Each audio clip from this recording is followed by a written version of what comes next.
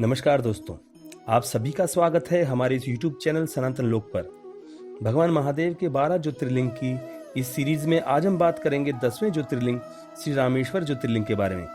लेकिन उससे पहले जिन भी दर्शकों ने पहले 9 ज्योतिर्लिंग की वीडियोस नहीं देखी हैं, तो हमारे इस चैनल पर वो सभी वीडियोस उपलब्ध हैं।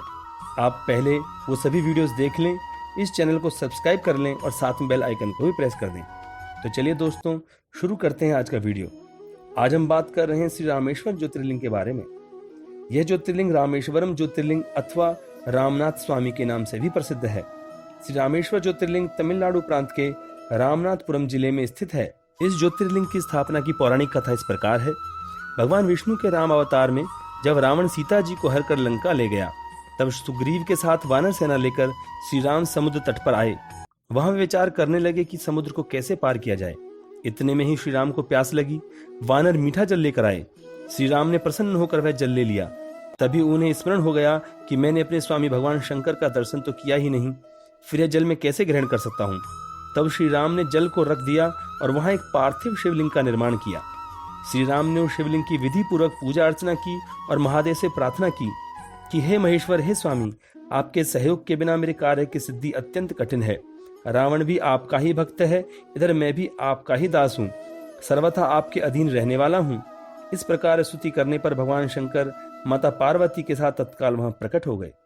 श्री राम की भक्ति से संतुष्ट हो महेश्वर ने उनसे कहा कि श्री राम, तुम्हारा कल्याण हो, वर मांगो। फिर श्री राम ने स्तुति एवं प्रणाम करके युद्ध में विजय की प्रार्थना की। तब भगवान शंकर ने कहा कि हे राम, तुम्हारी जय हो। श्री राम ने विजय वरदान पाकर पुनः महादेव से नतमस्तक होकर प्रार्थना की कि हे मेरे स्वामी शंकर, यदि आप संतुष्ट हैं तो जगत कल्याण के लिए सदा यहाँ निवास करें। श्री राम के ऐसा कहने पर भगवान शंकर वहां ज्योतिर्लिंग के रूप में स्थित हो गए। तीनों लोकों में वह ज्योतिर्लिंग रामेश्वर के नाम से प्रसिद्ध हुआ। उसके प्रभाव से ही अपार समुद्र को अनायासी पार करके श्री राम ने रावण आदि राक्षसों का संहार किया और अपनी पत्नी सीता को पुनः प्राप्त कर लिया। तब से इस भूतल पर रामेश्वर की महिमा का प्रसार हुआ।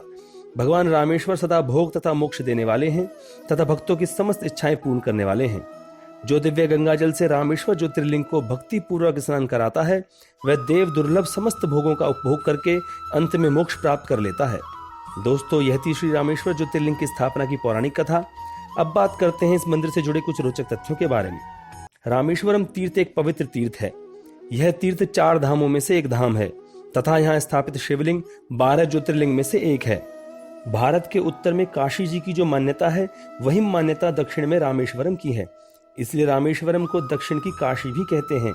रामेश्वरम चेन्नई से लगभग 560 किलोमीटर की दूरी पर दक्षिण पूर्व में स्थित है। यह हिंद महासागर और बंगाल की खाड़ी से चारों ओर से घिरा हुआ एक सुंदर शंख के आकार का द्वीप है। बहुत पहले यह द्वीप भारत की मुख्य भूमि के साथ जुड़ा हुआ था, परंतु बाद में सागर की लहरों ने इसे मिलाने वाली कड़ी को काट डाला, जिससे यह चारों ओर से पानी से घिरकर टापू बन गया। रामेश्वरम मंदिर का गलियारा विश्व का सबसे लंबा गलियारा है। यह उत्तर दक्षिण में 197 मीटर एवं पूर्व पश्चिम में 133 मीटर लंबा है। इसके परकोटे की चौड़ाई 6 मीटर तथा ऊंचाई 9 मीटर है। यह मंदिर लगभग 15 एकड़ में बना हुआ है। मंदिर में विशालाक्षी जी के गर्भगृह के निकट ही 9 शिवलिंग हैं, जो लंकापति विभीषण द्वारा स्थापित बताए जाते हैं। रामेश्वर मंदिर में जो ताम्रपत्र है, उससे पता चलता है कि 1173 ईस्वी में श्रीलंका के राजा पराक्रम बाहु ने मूल लिंग वाले गर्भगृह का निर्माण करवाया था। 1907 से 1925 में गर्भगृह की मरम्मत मध्यदेव कोट्टई से एक परिवार ने करवाई थी। मंदिर का प्रवेश द्वार 40 फीट ऊंचा है। रामेश्वरम तीर्थ यात्रा का प्रारंभ अग्नि तीर्थ में स्नान करने से होता है। अग्नि तीर्थ समुद्र के एक कोने में स्थित है। भगवान राम ने इस स्थान पर स्नान किया था। आमतौर पर समुद्र के किसी भी तट पर आप देखेंगे कि समुद्र से ऊंची ऊंची लहरें आकर तट से टकराती हैं, पर इस स्थान पर भगवान श्री राम के स्नान करने से समुद्र में कभी लहरें नहीं उठती। यहाँ समुद्र हमेशा शांत रहता है। अग्नि तीर्थ पर स्नान करने से प्राणी के सभी पाप नष्ट हो जाते हैं। यात्री यहाँ स्नान करके गीले कपड़ों में ही पैदल रामेश्वर मंदिर पहुंचते हैं। मंदिर अग्नि तीर्थ से 100 मीटर की दूरी पर है। मंदिर में 22 तीर्थ कुंड हैं। रामेश्वरम का मंदिर है तो भगवान महादेव का, परंतु उसके अंदर कई अन्य मंदिर भी हैं। सेतु माधव भगवान विष्णु का मंदिर इसमें प्रमुख है। भगवान श्री रामेश्वरम का यह धाम वैष्णव तथा शैव दोनों ही के द्वारा समान रूप से पूजा जाता है, क्योंकि भगवान शिव के साथ साथ भगवान राम का भी परम धाम है। भगवान श्री राम ने लंका जाने के लिए वानरों की सहायता से भारत के रामेश्वरम से श्रीलंका के मन्नार द्वीप तक पत्थरों का एक सेतु बनाया था। इस पुल की लंबाई 48 किलोमीटर है। कहा जाता है कि 15वीं शताब्दी तक राम सेतु पर चलकर रामेश्वरम से मन्नार द्वीप तक जाया जा सकता था, लेकिन 1480 ईस्वी में चक्रवात तूफान के कारण यह टूट गया और जल स्तर बढ़ने के कारण पानी में डूब गया। इस पुल की खास बात यह है कि समुद्र में इसके पत्थर कभी नहीं डूबते।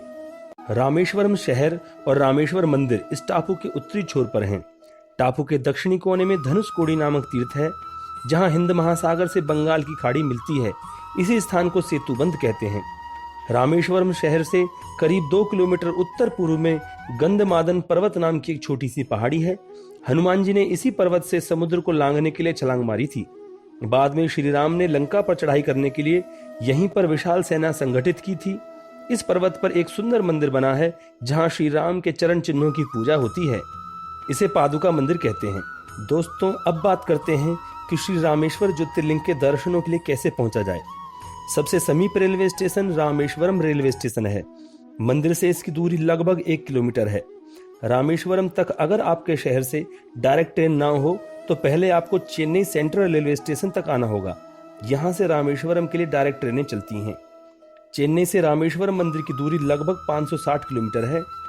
सबसे समीप एयरपोर्ट मदुरई एयरपोर्ट है। मंदिर से एयरपोर्ट की दूरी 180 किलोमीटर है। एयरपोर्ट से आप मंदिर के लिए डायरेक्ट टैक्सी कर सकते हैं। मदुरई से आप रामेश्वरम ट्रेन के द्वारा भी जा सकते हैं। मदुरई रेलवे स्टेशन एयरपोर्ट से 12 किलोमीटर की दूरी पर है। मदुरई से भी रामेश्वरम के लिए डायरेक्ट ट्रेनें चलती हैं। मंदिर से जुड़ी अन्य जानकारियों तथा विशेष पूजा अनुष्ठान के लिए आप मंदिर की ऑफिशियल वेबसाइट पर विजिट कर सकते हैं। दोस्तों, आज की वीडियो में बस इतना ही। आशा करते हैं कि श्री रामेश्वरम ज्योतिर्लिंग से जुड़ी सभी जानकारियां आपको पसंद आई होंगी। वीडियो को लाइक कर दें और ज़्यादा से ज़्यादा शेयर भी कर दें। हम फिर मिलेंगे नेक्स्ट वीडियो में एक और ज्योतिर्लिंग श्री भीमाशंकर ज्योतिर्लिंग की जानकारी के साथ। धन्यवाद दोस्तों।